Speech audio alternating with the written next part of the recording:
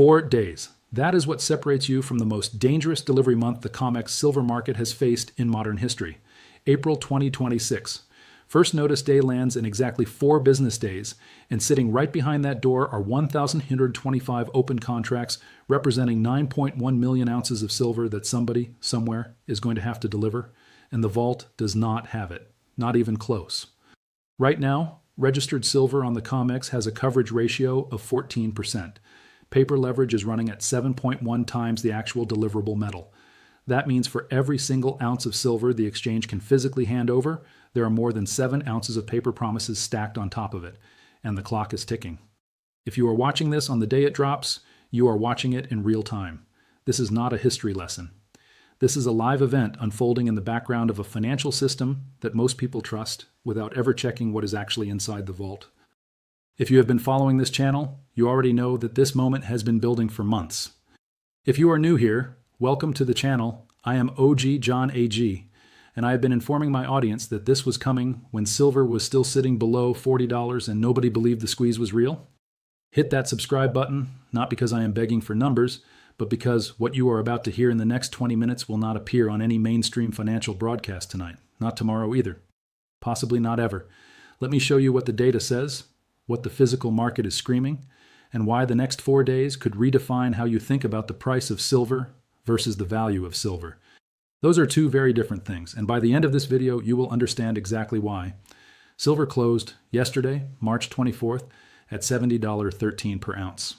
This morning, March 25th, 2026, spot silver opened at $72.60, according to Fortune, and by mid-morning had surged past $73.94 on the international spot market. Silver futures on investing touched $73,983, up $4,413 or 6.34% on the day. On the MCX in India, silver jumped 5.5%, climbing over 12,000 rupees to land at 236,137 rupees per kilogram. Gold followed the same trajectory, rising 2.1% to 4,568.29 per ounce, while U.S. gold futures climbed 3.8% to $4,569.40. Today marks the first green day after 9 consecutive sessions of decline. 9 straight days of bleeding red across every precious metals ticker on the planet, and now a bounce.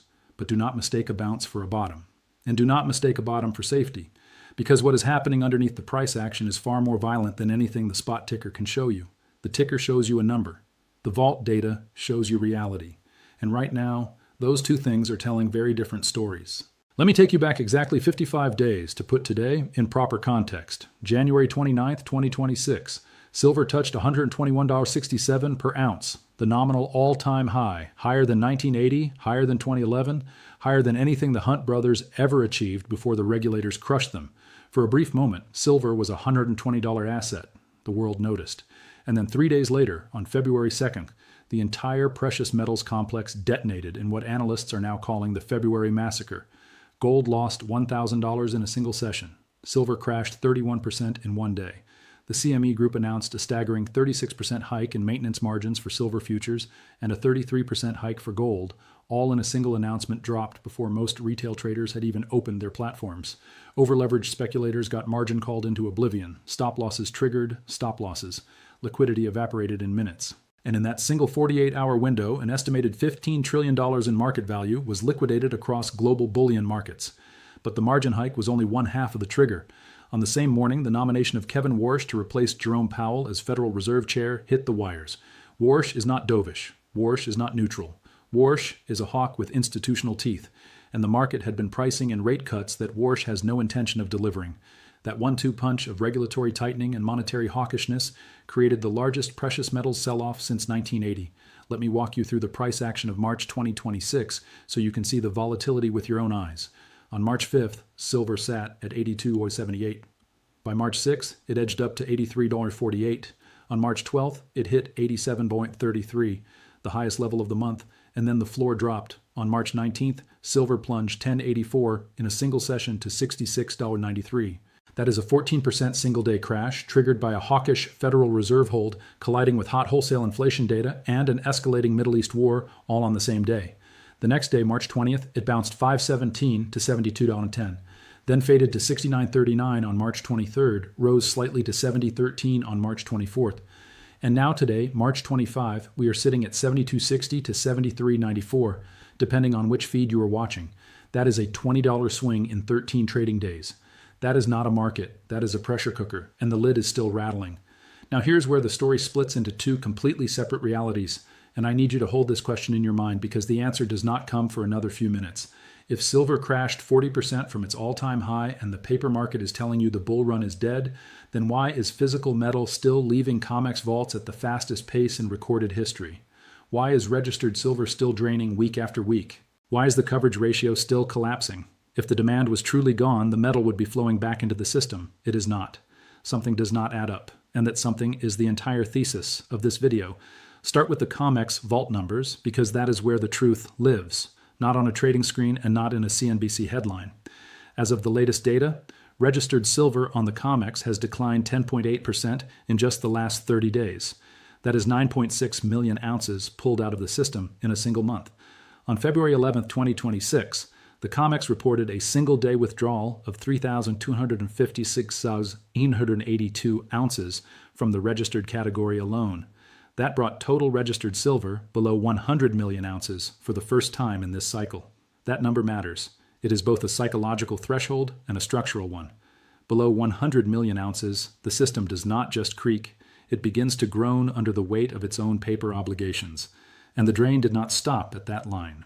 Total COMEX silver inventory, including both registered and eligible categories, has dropped 31% since October 2025. The system went from roughly 532 million ounces to around 366 million. This is not metal rotating between categories, which is what the exchange likes to present as normal activity. This is metal leaving the vault entirely. Physical bars, stamped, serialized, and weighed, are being loaded onto pallets in northern New Jersey depositories and driven to destinations that are not COMEX-approved warehouses. That metal is not coming back. It is gone. And the open interest sitting on top of the remaining metal is growing, not shrinking. Now layer on the delivery data because this is where the picture goes from concerning to outright alarming. In January 2026, 49.4 million ounces of silver stood for physical delivery on the COMEX. Let that number register. That is more than 7 times the delivery volume of January 2024. For all of 2025, the exchange processed 474 million ounces of physical silver deliveries versus just 203 million the year before, a 133% increase year over year. And during one session in early January, JP Morgan alone issued delivery notices covering 99% of 8.1 million ounces in a single day. But here's the detail that should make every data point you just heard twice as heavy. On that same day, open interest in the contract increased by nearly 1,500 new contracts. New buyers were entering the market faster than metal was clearing.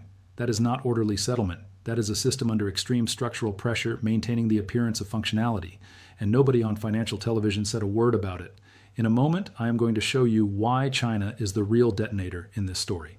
But first, consider one more number that ties everything together. The March 2026 futures contract alone represents over 500 million ounces of silver. That is more than 4 times the entire deliverable supply sitting in registered COMEX vaults. The system operates on one core assumption, that the vast majority of contract holders will roll forward and never ask for physical metal. The system was designed for paper settlement, not physical delivery, but people are asking. More of them every single month. The Sprott Physical Silver Trust doubled its capital raise program in January to $2 billion, enough at then current prices to absorb approximately 18 million ounces, roughly 16% of all COMEX registered inventory in one institutional move. PSLV now holds 216,932,103 ounces of fully allocated physical silver as of February 28, 2026. These are not Reddit traders with $500 accounts. These are institutional-grade allocations backed by sovereign-level conviction, and they are removing metal from the system permanently. Now let me take you to Beijing because this is the chapter that turns everything I just said from alarming into historic. On January 1st, 2026, China implemented new export licensing requirements for refined silver. Only 44 large state-approved companies with annual production capacity above 80 tons and substantial financial reserves are permitted to export silver. That single policy change eliminated hundreds of smaller independent exporters who had been essential suppliers to global refiners and industrial users for decades. State-run Securities Times confirmed that the new policy formally elevates silver from an ordinary commodity to a strategic material, placing its export controls on the exact same regulatory footing as rare earths. This is not a rumor from a precious metals blog. This is Chinese government policy, published, confirmed, and now actively enforced. Here is why this matters more than almost anything else in this video. China controls between 60 and 70% of the world's refined silver supply. It is home to 27 LBMA accredited silver refineries, more than double the number in Japan, the second-place country. In the first 11 months of 2025, China shipped over 4,000 tons of refined silver to global markets, and then it stopped. The same playbook used for rare earths, the same playbook used for tungsten, the same playbook used for antimony. Identify the material essential to the next technological revolution, secure the domestic stockpile, tighten the licensing wall, and force the Western market into a scramble that Beijing controls the timeline for. Elon Musk responded on X, saying silver is needed in many industrial processes. He is correct, but the warning came after the gate had already slammed shut. And there is no substitute for silver in high-end solar cells, AI semiconductor chips, or advanced electronics manufacturing. None. The industrial demand is inelastic, which means companies will pay whatever the market demands because the alternative is shutting down production lines. And this brings us to the single most dangerous data point in the entire silver market right now. The paper-to-physical ratio on COMEX stands at 356-1. That means there are 356 paper claims for every single physical ounce of silver backing them. Pull up the CME open interest data yourself while this video is still playing. Look at the registered inventory. Do the division. Tell me what you get. Because what I get is a number that should not exist in any functioning commodity market. And yet there it sits, in plain view, on a public database. And almost nobody's talking about it. If even 5% of those paper holders demanded delivery simultaneously, the exchange could not fulfill the requests. That is not speculation. That is arithmetic. The physical premiums in Asia confirm the fracture. In Tokyo and Dubai, physical silver has been changing hands at premiums reaching 80% above the Western spot price, with some transactions reportedly hitting $130 per ounce, while COMEX was quoting $71. The Shanghai Gold Exchange has consistently traded silver at a $10 or greater premium over Western spot prices for months. Under normal conditions, that kind of arbitrage gap gets closed within hours. It has not been closed because the metal required to compress the spread cannot leave China. What can leave the West is leaving. And it is heading east toward vaults controlled by entities that have no intention of ever selling it back at these prices. The BRICS angle deepens this story further. India, Russia, and China have been systematically accumulating physical silver at a pace that Western markets have never seen before. India is preparing to purchase record volumes of silver, the largest in the entire 21st century. Emerging market central banks may have acquired several hundred million ounces between the second half of 2025 and early 2026. The strategy is deliberate. For the BRICS nations, physical precious metals serve as tools to reduce dependence on Western financial infrastructure, stabilize long-term reserves, and pressure the derivatives markets that have controlled silver pricing for decades. When large sovereign buyers insist on physical delivery rather than paper settlement, the entire exchange mechanism faces a fundamental question that it was never designed to answer. Is there actually enough metal to honor every contract? Now, I owe you the bearish case because this channel does not operate on one-sided conviction. The bears have arguments, and some of them are legitimate. The Federal Reserve under Kevin Warsh may hold rates at 3.50 to 3.75% for longer than bulls expect. Higher rates strengthen the dollar and make yield-bearing assets more attractive than silver, which produces zero income and costs money to store. U.S. headline CPI for February 2026 came in at 2.4% year over year, with core CPI at 2.5%. Inflation is stuck above the Fed's 2% target, giving Warsh no political cover to cut rates even if he wanted to. Second, the CME has proven it can cool speculative excess with a single margin announcement. If silver rallies too fast, another 30+% margin hike could trigger the exact same liquidation cascade we saw in February. Third, the gold-to-silver ratio at 62.29 is not screaming extreme undervaluation the way it was at 100 in April 2025. Silver has already gone from $33 to $121 and back to $73. A meaningful portion of the repricing may already be priced in. Fourth, a hawkish Fed combined with a stronger dollar could create headwinds that keep precious metals range-bound for months. Those are real risks. Ignore them at your own peril. But here is the response to every single one of those points. The bears are pricing off the paper market. The paper market is a derivative. It is not the metal. The physical market is telling a completely different story. Metal is leaving vaults. Premiums are exploding across Asia. The largest silver refining nation on Earth just locked its export door, and for 5 consecutive years, global demand has exceeded total supply. In 2025, demand hit 1.24 billion ounces, while supply came in at 1.01 billion. That is a 230 million ounce deficit in a single year, equivalent to the entire annual output of Mexico. Cumulative shortfalls from 2021 to 2025 total approximately 820 million ounces. Primary mine production sits at about 810 million ounces per year, and most silver is a byproduct of gold, copper, lead, and zinc mining, which means production cannot scale up in response to higher silver prices. The supply side is geologically constrained, and in 2026, the annual deficit is projected to reach 200 million ounces. The math does not lie, and the math says physical scarcity is winning. And here is the part that makes the supply equation even more terrifying for anyone running a solar panel factory or a semiconductor fabrication line right now. Approximately 58% of all global silver demand comes from industrial applications, not jewelry, not investment. Industry. The solar energy sector alone now consumes over 200 million ounces annually, and that number is projected to more than double by the end of the decade as nations accelerate their renewable energy buildouts. Every photovoltaic cell on every solar panel on every rooftop and solar farm on the planet requires silver paste to collect and transport electricity. There is no commercially viable substitute at scale. Artificial intelligence infrastructure is compounding the pressure. Every advanced AI chip, every high-end semiconductor, every data center expansion requires silver for its unmatched electrical conductivity. Tech companies are now competing directly with financial speculators and sovereign wealth funds for a shrinking pool of available metal. That competition creates a feedback loop where industrial panic buying drives physical premiums higher, which forces paper shorts to cover, which pushes the spot price up, which triggers more industrial urgency to secure supply before the next leg higher. It is a recursive spiral, and it has no natural ceiling until either new supply enters the market or demand destruction sets in. Neither of those things is happening right now. New mine projects take 7 to 10 years from discovery to first pour. Recycling contributes roughly 180 to 190 million ounces per year, mostly from industrial scrap and end-of-life electronics, and there is no technology on the horizon that dramatically increases that number in the short term.